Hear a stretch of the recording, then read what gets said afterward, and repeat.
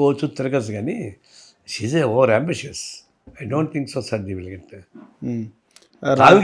ఆమె కూడా బ్యాక్గ్రౌండ్ లేకుండా రాజకీయాలు పడడం లేదు. She also got the strong background against the TRS. ఎవరు ఉంటారు ఏంటనేది మనం ఊహించుకోవాలండి. స్ట్రాంగ్ బ్యాక్గ్రౌండ్ అంటే అదంతా మేము అని చెప్తాం ఇప్పుడు. నిజంగా కవితను మొన్న మంత్రివర్గ విస్తరణ క్యాబినెట్ ఎక్స్పాన్షన్లో 3 మంత్రులు అయినారు. అడ్లూరి లక్ష్మణ్ కుమార్, వివేక్ వెంకటస్వామి, వాకిటి శ్రీహరి 3 మంత్రులు అయినారు. మంత్రులుగా ప్రమాణ స్వీకారం చేసినారు. 4వ మంత్రిగా కవిత కూడా ప్రమాణ స్వీకారం చేయాల్సి ఉండే, లాస్ట్ మూమెంట్లో కవిత ఆగిపోయిందని చెప్పి. అదే రాలేదు. రేవంత్ రెడ్డి అంత ఫూల్ ఏం కాదు కదా, అని తెలుసుకోకూడదు కాదు. ఆమె కూడా ఎట్లా ఉపయోగించుకోవాలి చేసుకోవాలి తప్ప ఇటు చేయడు. మంచి మంత్రి పదవి ఇయ్యడు, చేయడు. దాని డిఫరెన్స్ పడిపోతాడు కదా. సో రాజకీయ దిట్ట అంటారా సార్ రేవంత్ రెడ్డి? రాజకీయ దిట్ట అంటారా? ఎస్ టిట్ ఫర్ టాట్ బాగా చేస్తాడు. ఏసే డైనమిజం ఉంటుంది ఆయన దగ్గర, దాన్ని నడుస్తుంది కొంతమంది. ఓకే, చంద్రబాబు ఉండు కాబట్టి రేవంత్ రెడ్డి ముఖ్యమంత్రి కాగలిగిండు ఈ స్థాయి వరకు అంటున్నారు. అందులో ఎంత నిజం ఉందంటారు? అది కరెక్ట్ కాదు. స్వయం కృషి. చంద్రబాబు నాయుడు ఎట్లయితే స్వయం కృషితో వచ్చాడో, స్వయం కృషి అంటే ఆయన ఒక ఎన్టీ రామారావు అల్లుడుగా కాకముందని రాజకీయాలకు వచ్చాడు. అవును, ఎన్టీ రామారావుని ఉపయోగించుకొని మన రాజకీయాలకు వచ్చాడు. తనకు ఒక బ్యాక్గ్రౌండ్, ఈయనకేం బ్యాక్గ్రౌండ్ లేదు రేవంత్కి. ఆయన సొంతంగానే ఇండిపెండెంట్గా ఎదిగినాడు. ఆ తర్వాత టీడీపీకి వచ్చాడు తప్ప అతను మంచి రియల్ ఎస్టేట్ వ్యాపారస్తుడు. Okay, is a good business man, shoot business man. దాని నుంచి డబ్బులు సంపాదిస్తాడు. ఓకే, ఇప్పుడు ఆయన భయపడలే. Real estate also is not the industry, why should be degrade అని అంటున్నాడు, ఓమని చెప్తున్నాడు. రైట్. సో ఆంధ్రప్రదేశ్ రాజకీయాల విషయానికి వస్తే కూటమి ప్రభుత్వం ఎట్లా ఉంది సార్ పరిపాలన? ఇప్పుడు జగన్మోహన్ రెడ్డి వల్లనే చంద్రబాబు గెలిచాడు. అంతే, ఆయన చేసినటువంటి నెగిటివ్ పనులు, మూర్ఖత్వ పనులు. నిజంగా మూర్ఖత్వ పనులు చేసిన సార్ జగన్? మూర్ఖత్వ పనులే. ఎందుకంటే నడిచేదాన్ని నడలేకుండా నడిచేదాన్ని ఇంకా స్పీడ్ నడిపిస్తారు ఎవరన్నా. దీన్ని అడ్డం కొట్టి నడిపి కూనీ చేసింది ఎవరంటే ఆయనే. లేకపోతే అమరావతి దాన్ని మంచిగా నడిచేదాన్ని దాన్ని 3 ముక్కలు చేసి గడ్డి పొరకలు చేసి డెవలప్మెంట్ ఆపేసాడు. అంటే కమ్మ సామాజిక వర్గం అంతా అమరావతిలో పెట్టుబడులు పెట్టారు. ఇప్పుడు అక్కడ రెడ్డిస్ ఉన్నారు, కమ్మ చదివారు. ఒక క్యాస్ట్ చూసి ఒక ఏరియా చెప్పలేరు మీరు. ఒకసారి కాన్సన్ట్రేషన్ ఉండొచ్చు, డామినేషన్ ఉండొచ్చు. ఆడ కూడా ప్రతి గ్రామంలో కమ్మాస్ మెజారిటీ కాదు కాబట్టి డామినేటింగ్ ఫిగర్స్ ఉంటారు. ప్రతి ఊళ్ళో రెడ్డిస్ మెజారిటీ కాదు కానీ డామినేటింగ్ ఫిగర్స్ ఉంటారు. జనాభా లెక్కలు తీసుకుంటే కమ్మలో రెడ్ల కన్నా నాన్ రెడ్డిస్ స్ట్రెంత్ ఎక్కువ ఉంటుంది. ఓకే, నేను 55% ఉంది కాబట్టి అట్లా లెక్క ఆయనకి వెళ్ళారు. నీకు స్ట్రాటజిక్గా ఒక ప్లేస్ అనుకున్నాడు, అది తప్పో రైటు ఆయన అనుకున్నాడు, మొబైలైజ్ చేశాడు. భారతదేశంలో ల్యాండ్ పూలింగ్ అనేది ఫస్ట్ టైం చంద్రబాబు చేసింది. అక్యువైజేషన్ కాకుండా ల్యాండ్ పూలింగ్, అది ఎవరు చేయలేకపోయారు. అందులో ఫెర్టైల్ ల్యాండ్. రాయలసీమలో తెలంగాణ చేయడం అంటే ఈజీ చేయొచ్చు, కానీ గుంటూరుకి సంబంధించి చేయడం అంటే అంత ఈజీ కాదు. వాళ్ళు చాలా గిట్టోళ్ళు, ముదురులు. ఓకే, మన ఫెర్టైల్ ల్యాండ్స్ ఆయన ఇచ్చారు. వాళ్ళకి బెనిఫిట్లో కలిపి ట్రై చేశాడు. దాన్ని సడన్గా ఆపి 3 మొక్కలు చేశాడు. ఏ మొక్కకి న్యాయం జరగలే. అది కూడా చివరికి చెట్లు బలిసిపోయి గందరగోళం అయిపోయింది. తర్వాత 5 ఏళ్ల పాటు అమరావతిలో ఉన్న మహిళలు నిజంగా వాళ్ళకి హ్యాండ్స్ ఆఫ్ చెప్పాలా. పండగలో పొబ్బాలు లేకుండా పోరాటం తగ్గించి. అవును సార్, నిజంగా అమరావతి వాళ్ళ పోరాటం వల్లే మళ్ళీ గవర్నమెంట్ ఎన్నిక వచ్చిందని. పోలవరం ఎందుకు ఆపించాడు? మరి విశాఖ స్టీల్ గురించి ఎందుకు మాట్లాడాడు? అంటే డెవలప్మెంట్స్ మొత్తం ఆపించాడు. జగన్ చంద్రబాబు నాయుడు ఏమి చేస్తే అన్నది వద్దనుకున్నాడండి. అది నెగిటివ్ పాలిటిక్స్ ఎప్పుడు కానీ రాజకీయాలు పనికిరావు. అందువల్ల ఆ దెబ్బతో ఇక ఉండకూడదని చెప్పేసి అనామకుడు గెలిపించేస్తారు చంద్రబాబుకి. అంటే ఇప్పుడు చంద్రబాబు అధికారంలోకి వచ్చాడు. మరి పాత పద్ధతి నుంచి కొత్త పద్ధతి రావాలి కదా. అది ఫస్ట్ ప్రయారిటీ ఏముండాలా? దానికోసం రక్త మాంసాలు అర్పించేటువంటి అమరావతి ప్రజానికి కంటిన్యూ రాకూడదు, కళలు రాకూడదు. కానీ వాళ్ళు ఏడుస్తున్నారు ఇప్పుడు మా సమస్య పరిష్కారం కాలేదని. ఏడకూడదు వాడు. వాస్తవానికి అన్నీ పక్కన పెట్టి అమరావతి ప్రజానీకానికి కంటి తడి లేకుండా ఆనందంగా చేసేటువంటి పని కానీ మొత్తం చేసి ఉంటే మేము ఇమీడియట్గా సంతోషించేవాళ్ళం. వాళ్ళ సమస్య పరిష్కారం కాకపోగా మళ్ళీ ఇంకో 30,000 ఎకరాలు తీసుకోవాలంటున్నాడు. వీళ్ళు పరిష్కారం చేయడం అట్లా కరప్షన్ చెప్తున్నాడు. ఒక్క మాట చెప్పాలంటే జగన్మోహన్ రెడ్డి ఇడిచిపెట్టిన చెప్పులు ఇంటి కాళ్ళు పెట్టి నడుస్తున్నాడు అంతే. ఎక్కడ మార్పులే లేవు. పైన అంత చెప్పినా కూడా కింద అంతా మామూలే. తర్వాత వైసీపీలో ఎవరైతే కాంట్రాక్టర్స్ ఉన్నారో అదే కాంట్రాక్టర్స్ ఏం దగ్గర ఉన్నారు.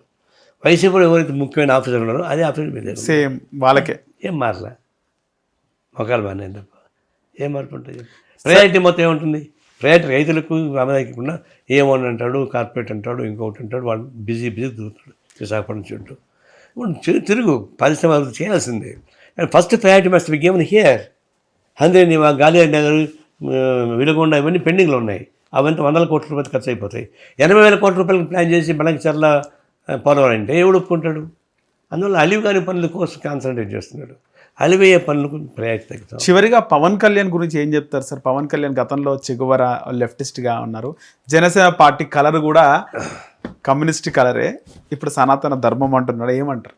ఊసరవెల్లి పవన్ కళ్యాణ్ అంతే. ఊసరవెల్లి ఊసరవెల్లి మీరు గతంలో చాలా చేస్తా కావాలంటే గతంలో చాలా అభిమానించారు, లైక్ చేసినారు పవన్ అదే చెప్తున్నా. ఆయన ఫస్ట్ చేకవరి డ్రెస్తోనే కాకుండా లెఫ్ట్ ఐడియాస్ ఉండేవి, లైబ్రరీ లెఫ్ట్ బుక్స్ ఉండేవి. నాకు కూడా తెలుసు, నేను కూడా చూసా. బాగా ప్రోగ్రెసివ్ ఐడియాలజీలో చిరంజీవి కన్నా ఆయన బెటరు. ప్రోగ్రెసివ్ ఐడియాలజీలో ఓకే. స్టేబిలిటీ తర్వాత సినిమాలో చెప్తా. ఆయన అంటే ఆయన రాజకీయాలకు వచ్చాడు, లెఫ్ట్ కూడా కలిసి పనిచేసి ట్రై చేశాడు, కుదరలేదు. మన ఇండిపెండెంట్ చేశాడు, మన టీడీపీ కలిశాడు, ఆయన ఉప ముఖ్యమంత్రి అయ్యాడు. అది రాజకీయాలు వాళ్ళ ఇష్టం. రాజకీయ ఒకరు మారిపోతున్నారు కదా, రాజకీయ పార్టీ మారిపోతున్నప్పుడు ఆయన మారి తప్పే ఉంది. కానీ ఉప ముఖ్యమంత్రి అయిన తర్వాత సనాతన ధర్మాన్ని పుణికిపుచ్చుకున్నాడు. సనాతన ధర్మం ద్వారా ఆయన వేషభాష మార్చేశాడు, గుడ్డుకు పోతున్నాడు, కొబ్బరి కడుతున్నాడు. సనాతన ధర్మమే గొప్ప అని చెప్పి తమిళనాడు పోతే కనీసం ప్రచారం చేస్తున్నాడు. సనాతన ధర్మం చాలా డేంజరస్ ఫిలాసఫీ. సనాతన ధర్మం ఇప్పుడు సనాతన ధర్మంలో విడాకులు లేవు తెలుసా? విడాకులు లేవా? ఎందుకంటే ఒకసారి పెళ్లి చేసుకుంటే సచినట్టుగా భార్య ఉండాల్సిందే. ఓకే. వాడికి మొగుడు ఎంత దుర్మార్గుడైనా కూడా ఉండాల్సిందే, లేకపోతే అది సనాతన ధర్మం, నరకానికి పోద్ది. భర్త చనిపోతే భర్త చితిమంటల మీద భార్యను తగలబెట్టాలి, అది సనాతన ధర్మం. అంత ఇంకా చాలా ఉన్నాయి. అంటే కందుకూరి వీరేశలింగం లాంటి వాళ్ళు ఈ అంటే ఇదే కదా సార్, సతీ సహగమనం అని అప్పుడు నిర్మూలన చేశారు కదా. అవును, నిర్మూలించిన సనాతన ధర్మ ఫిలాసఫీ అది అంటే ఫిలాసఫీ అది. ఓకే. ఆ ఫిలాసఫీ మారలే. అట్లాంటి దాన్ని నువ్వు ఉప ముఖ్యమంత్రిగా ఉండి ఎట్లా ప్రచారం చేస్తావు? నువ్వు చేస్తే చేసుకో, రాజీనామా చేయి, రాజకీయ పదవికి చేసుకో. ఒకవేళ నువ్వు కాన్స్టిట్యూషన్ని మేము కాపాడుతామని ప్రమాణ స్వీకారం చేసి తర్వాత కాన్స్టిట్యూషన్కి వ్యతిరేకంగా సనాతన ధర్మాన్ని సపోర్ట్ చేస్తే ఎట్లా కుదురుతుంది? రెండు కుదరదు. ఎందుకు ఆ విధంగా మారిండి అంటారు? అదే కదా పోసకుండా అని చెప్పి అదే ఊసరవెల్లి అని చెప్తున్నారు. ఎందుకు మారాలి కదా, ఇంకెందుకు మారాల్సిన అవసరం ఎందుకు వచ్చింది? తెలంగాణ సపరేట్ అయినందుకు ఆయన మారాల్సి వచ్చిందా? ఎన్ని కాకమ్మ కథలు చెప్పనేయండి, నేను దానికి ఎక్కువ చెప్పగలను. I don't want tell all these things. ఆయన ఊసరవెల్లి దర్శనం. పవన్ కళ్యాణ్ ఊసరవెల్లి అంటారు. ఓకే. అంటే గతంలో కొన్ని చెప్పిండు ఆయన, మా నాన్న సిగరెట్ తాగేవాడు, అవన్నీ పక్కన వెళ్ళేయండి, అయిపోయింది కహానీ కథలను అర్థమయ్యండి. అంటే దీపంతో సిగరెట్ ముట్టించుకునేవాడు మా ఫాదర్ అని, తర్వాత మాకు రామాయణం చెప్పిండు అని తర్వాత మాట్లాడడం. అసలు గొప్ప వ్యక్తుల గురించి చెప్తా కానీ అట్లాంటి చరిత్ర గురించి పవన్ కళ్యాణ్ గొప్ప వ్యక్తి కదా. ఏం గొప్ప వ్యక్తి? యాటిట్యూడ్ కనిపిస్తుంది కదా, యాటిట్యూడ్ కనిపిస్తుంది. పెద్ద స్టార్ హీరో రాజకీయాల్లోకి వచ్చి ఉప ముఖ్యమంత్రి అయ్యిండు. హీరోలు వాళ్ళ హీరోయిజం నేను దాన్ని చెప్పడం, పర్సనల్ లైఫ్ వేరు. ఓకే సార్, ఇదైతే పెద్ద క్వశ్చనే. అంటే పవన్ కళ్యాణ్ని గతంలో పరిటాల రవి గుండె కొట్టించిండు అనేది చాలా వైరల్ అయింది. అది అందులో అది నిజమా బద్దమా, వాస్తవం ఎంత? ఏమో ప్రచారం ఉంది మాట వాస్తవమే. పరిటాల కూడా ఇక్కడ ఉన్నాడు, అది కూడా హైదరాబాద్లోనే. పరిటాల రవి ఉండి పక్కన సైట్ ఒకటి ఉంది, దాని మీద ప్రాబ్లం వచ్చింది, అది జరిగింది అన్నారు. కానీ నాకు కూడా తెలియదు క్లియర్గా. ఆధారాలతో కూడిన వార్తలు ఉన్నాయి ఆ విషయంలో. ఓకే రైట్ సార్, మా హిట్ టీవీకి మీ అమూల్యమైన సమయము అలాగే మీకు ఉన్నటువంటి అనుభవాన్ని పంచుకున్నందుకు ధన్యవాదాలు sir. Thank you so much. Hit TV app, ఇందులో short news, live news, entertainment shows, movies, digital magazines తో పాటు మీ జిల్లా వార్తలను కూడా ఫ్రీగా చూడొచ్చు. ఇంకెందుకు ఆలస్యం, వెంటనే హిట్ టీవీ యాప్ ని డౌన్లోడ్ చేసుకుని ఫ్రీగా ఎంటర్టైన్మెంట్ పొందండి. Hit TV app. Hit TV app. Please download hit TV app. Hit TV app ని ఫ్రీగా డౌన్లోడ్ చేసుకుని ఎంజాయ్ చేయండి. మీకు నచ్చిన ఎంటర్టైన్మెంట్ కోసం హిట్ టీవీ యాప్ ని ఫ్రీగా డౌన్లోడ్ చేసుకుని ఎంజాయ్ చేయండి. హిట్ టీవీ యాప్ ని డౌన్లోడ్ చేసుకుని ఆస్వాదించండి, ఆశీర్వదించండి. ఇంతమంది సెలబ్రిటీలు హిట్ టీవీ యాప్ ని డౌన్లోడ్ చేసుకోండి అని చెప్తున్నారంటే ఎంత మంచి యాప్ ఆలోచించండి. అమెరికా అమెరికా అమెరికా అమెరికాలో చదవాలనుకునే వాళ్ళకి విశ్వసనీయమైన పేరు మన శౌర్య కన్సల్టెన్సీ. UK లో 1 year masters. UK లో 1 year masters. 2 years work permit up to 5 years visa. Contact Saurya Consultancy. Contact 89851 89851.